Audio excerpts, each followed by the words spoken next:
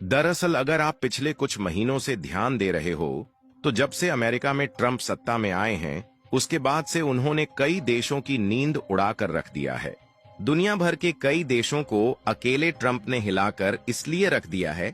क्योंकि पहली बात तो ये है कि दुनिया की सबसे बड़ी इकोनॉमी वाले देश है, और दूसरी बात ये है कि दुनिया का ऐसा कोई भी देश नहीं जो कि बिना अमेरिकी डॉलर के आपस में ट्रेड करता हो। और आपको बता दें कि भले ही अपनी लोकल करेंसी में कई देश ट्रेड कर लेते हैं, लेकिन उसके बावजूद भी दुनिया का 85% व्यापार केवल इसी डॉलर में पेमेंट होने के बलबूते चलता है। यहां तक कि जब कोई देश एक दूसरे देश से या फिर बड़ी ऑर्गेनाइजेशन से लोन लेता है, तो इस बात के चांसेस ज्यादा है कि उसका पेमेंट अमेरिकी डॉलर में ही किया जाएगा। और क्योंकि ज्यादातर देश इस मामले में अमेरिका पर डिपेंडेंट है, इसलिए हाल ही में इन्होंने कई देशों को हिलाकर रख दिया है। इसमें खासकर वह देश शामिल है जो कि अमेरिकी मार्केट से मोटा मोटा पैसा छापते हैं,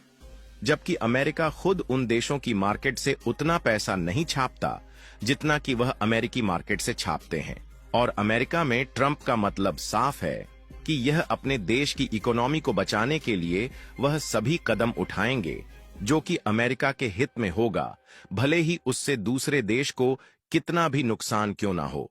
जहां ट्रंप का मानना है कि अमेरिका की अर्थव्यवस्था को नुकसान पहुंचा रहे हैं, उनके साथ व्यापार करने वाले वे देश जो कि उनके देश में बेचते तो ज्यादा है, लेकिन इनके देश से खरीदते कम हैं।